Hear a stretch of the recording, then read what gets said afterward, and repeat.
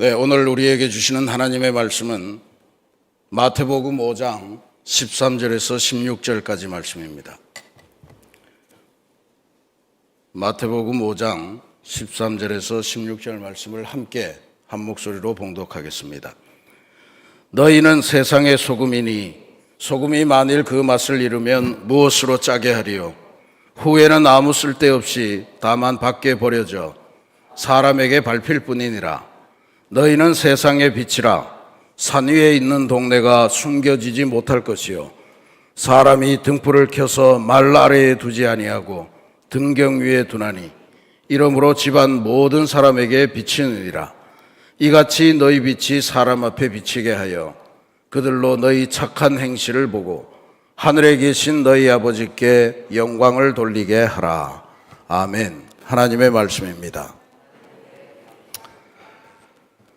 네, 오늘 사순절 5번째 주간을 시작하고 십자가 아래 생명과 함께 사순절 새벽 묵상 정확하게 18번째 시간입니다. 오늘 맥체인 성경 읽기는 출애굽기 27장, 요한복음 6장, 잠언 3장, 갈라디아서 2장인데 오병이어의 기적, 또 우리의 길을 인도하시는 하나님의 방식, 또 우리 안에 들어와서 생명으로 거주하시는 주님의 모습, 이런 것들을 함께 묵상하게 되는 그러한 귀한 날입니다. 은혜 받으시고 말씀대로 잘 이루시기를 기도드리겠습니다. 이번 주간에 우리가 함께 묵상하는 주제는 예수님의 마음 이해하기입니다. 예수님의 마음이 무언가 이해를 하려면 먼저 예수님의 눈, 또 예수님이 우리를 어떻게 보시는가 하는 것을 알아야 될 거고, 오늘 우리가 봉독한 말씀은 그 말씀의 시작점이라고 볼 수 있습니다. 오늘 우리가 봉독한 말씀은 마태복음 5장 13절에서 16절이죠. 이른바 예수님의 산상수훈 안에, 산상설교 안에 포함되어 있는 말씀입니다. 예수님께서는 아마 갈릴리 호수가 쫙 내려다 보이는 어떤 자그마한 언덕 혹은 산 위에서 제자들에게 팔복의 말씀을 선언하셨습니다. 심령이 가난한 자, 애통하는 자, 온유한 자, 의에 줄이고 목마른 자, 긍휼히 여기는 자, 마음이 청결한 자, 화평하게 하는 자, 의를 위하여 박해를 받는 자, 이런 등등의 사람들이 복이 있다 하는 말씀을 주셨습니다. 그리고 그 복이라고 하는 거가 핵심적으로 보면 하나님의 나라, 천국의 주인이 되거나 하나님의 자녀가 되거나 하나님이 갖고 계신 성품, 위로, 긍휼히 여김, 이런 것들을 선물로 받는다, 이런 위대한 선언입니다. 모여든 사람들을 보고 너희가 그렇다, 이제 그런 말씀을 하신 거죠. 근데 그 모인 사람들이 세상의 기준으로 보면 약하고 초라하기 짝이 없는 사람들이었습니다. 근데 그 사람들을 향해서 천국의 주인이다, 이제 이런 말씀을 하셨고, 하나님의 자녀가 된 사람들이다 하는 말씀을 하시면서 이 세상 속에서 어떤 모습으로 존재하는지 그것을 분명하게 선언하시는 게 바로 오늘 우리가 봉독한 말씀의 핵심입니다. 요약하면 두 가지죠. 너희는 세상의 소금이다, 너희는 세상의 빛이다. 이거는 소금이 되라, 빛이 되라 명령하는 게 아닙니다. 정체성을 알려주시는 그러한 선언이에요. 이미 소금이고 이미 빛이다 라고 하는 이야기입니다. 소금이 되어라가 아니고 이미 소금이다, 빛이 되어라가 아니고, 아니면 빛이 되도록 노력해라가 아니고 너희는 이미 빛이다. 이게 예수님께서 우리들을 보시는 눈이고 마음입니다.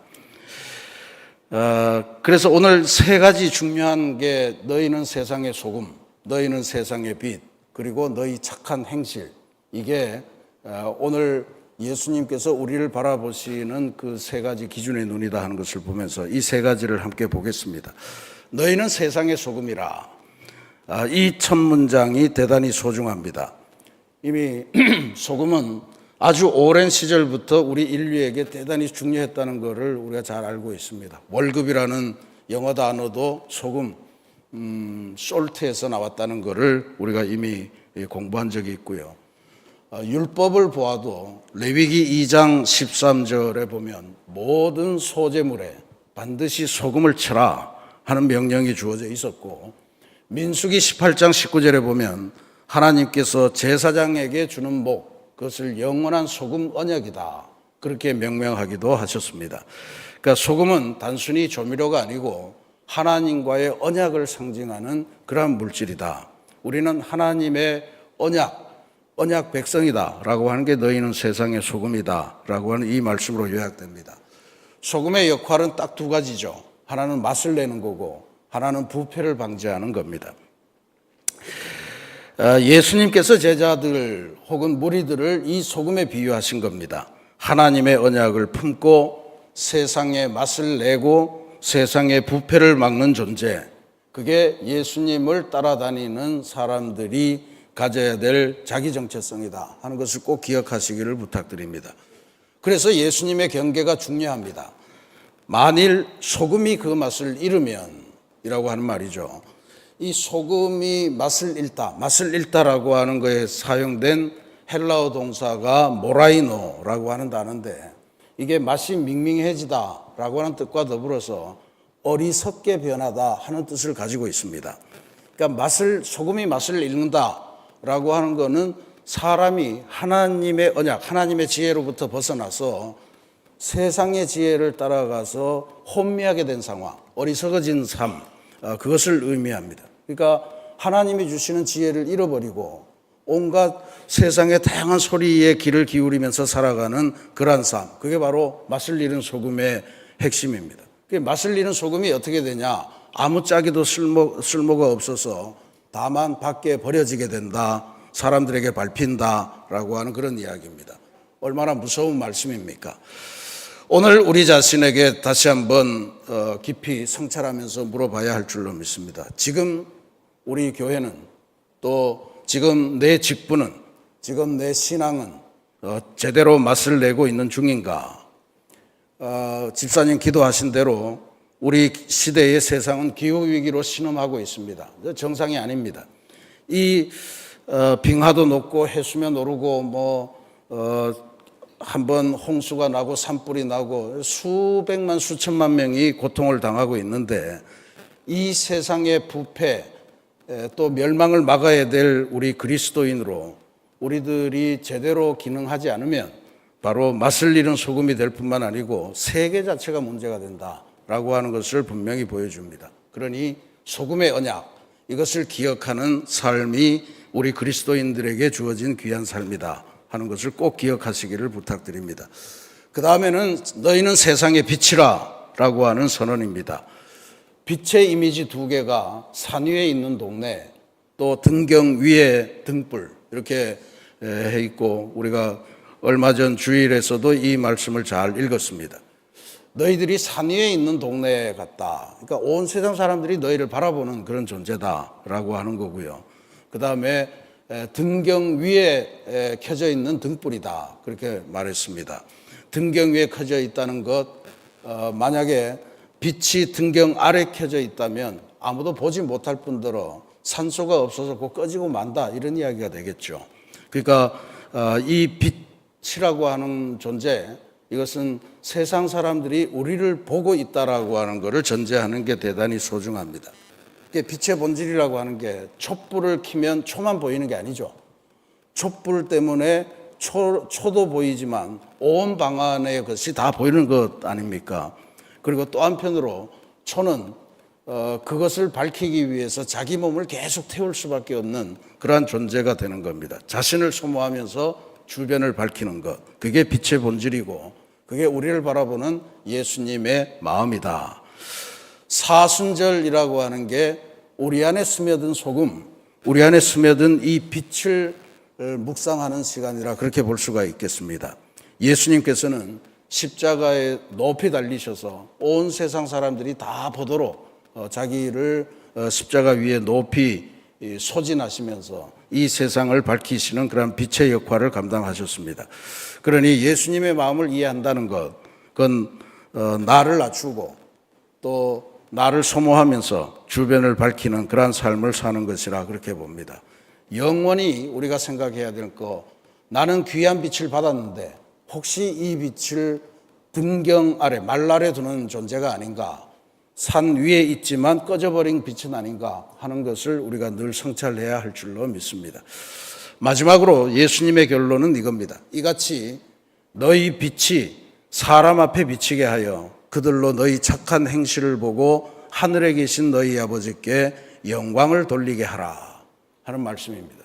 여기 착한 행실, 헬라어로 칼라 에르가라고 하는 말을 쓰는데, 이 칼로스라고 하는 헬라어 단어가 대단히 중요합니다.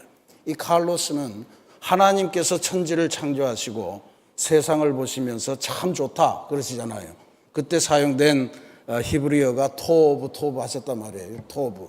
이 토브를 헬라어로 번역할 때 사용된 단어가 바로 이 착하다, 칼로스라고 하는 단어입니다. 그러니까 지금 여기 착한 행실이라고 하는 거는 선하다, 뭐 그런 정도가 아니고, 하나님께서 천지를 창조하시고 하나님이 스스로 탄성을 내뱉으신 그런 정도로 창조 질서를 회복하고 창조 질서에 부합하는 그럴 정도의 아름다운 행실을 의미합니다. 이건 다시 말하면 우리가 행하는 아주 조그마한 착한 행실, 우리가 생각하기에 이거 하나 한다고 뭐 큰일이 되겠냐라고 하는 그 행실 하나가 하나님 보시기에는 내가 세상을 창조할 때의 그만한 의미를 지닌 그러한 행실이다라고 하는 것을 우리들에게 알려주는 귀한 말씀입니다. 그러니 이 착한 행실, 내가 실시하는 조그만한 실천, 이런 것들을 통해서 하나님은 세상을 다시 창조하신다 하는 것을 우리가 분명히 깨달을 필요가 있습니다. 그 다음에 중요한 게요, 우리 착한 행실을 보고 세상이 우리를 칭찬할 거다, 그런 말씀을 하신 게 아니에요. 우리 착한 행실을 보고 하늘에 계신 너희 아버지께 영광을 돌리게 하라, 그렇게 되어 있습니다. 우리가 착한 행실, 창조 세계를 회복하는, 창조 질서를 회복하는 삶을 살 때, 또 피조물이 탄식에서 기쁨으로 돌아올 때, 그것은 바로 창조주 하나님의 영광을 나타내는 것이다 라고 하는 것을 알려줍니다. 내가 오늘 하루 탄속 음식하면서 하는 절제와 돌봄, 이것이 하나님께 영광을 돌리는 일이고, 하나님께서 세상을 창조하실 때의 그 위대한, 하나님 보시기에도 참 좋았던 그러한 역사를 만들어가는 귀한 일이다라고 하는 것을 기억하시면서 자부심을 가지시고 탄속 음식에 참여하시기를 부탁드립니다. 사랑하는 우리 새신교회 성도 여러분, 그래서 오늘 하루 우리가 빛이요 소금이요 착한 행실을 하는 귀한 존재로서 오늘 우리들의 삶 속에 묻혀 있는 것들을 한번 꺼내보는 건 어떨까 하는 생각에 이 탄속 음식 과제를 여러분에게 드립니다. 냉장고를 한번 열어보시고 그 냉장고 안에 숨어있는 음식들이 있을 거예요. 아마 유통기한이 거의 차가고 있거나 사다 놓고 잊어버렸거나 또 먹다가 조금 남은 거나 뭐 이런 것들이 다 이런저런 통 속에 비닐봉지 속에 다 들어있을 텐데, 혹은 냉동실에 들어가면 그거 진짜 찾기가 어렵죠. 한번 봄날에 정리해서 신비한 창조의 그 모든 것들을 담은 건데 한번 즐거운 식탁의 요리를 한번 만들어 보시면 좋겠다 하는 생각을 갖습니다. 누군가의 손으로 수확이 되었을 때고, 누군가에 의해서 이동이 되었고, 누군가의 햇빛이 있었고 수고의 땀방울이 있어서 만들어진 창조 피조물입니다. 그것을 다시 한번 우리가 쓰레기통에 버리는 것이 아니고 다시 한번 잘 조리해서 온 식구들의 기쁨이 되게 만드는 것이 중요할 겁니다. 지금 현재 전 세계에서 벌어지는 음식물 쓰레기가 전체 탄소 배출량의 한 10% 정도가 된다고 그러네요. 그러니 이 밥상을 만들면서 여러분 이렇게 기도해 보시기 바랍니다. 주님, 내가 잊어버렸던 이 식재료 하나에 담긴 창조 세계를 기억합니다. 버려질 뻔한 이것을 살려 밥상에 올리는 이 작은 행동이 창조 세계를 보존하는 소금의 삶, 빛의 삶이 되게 하옵소서.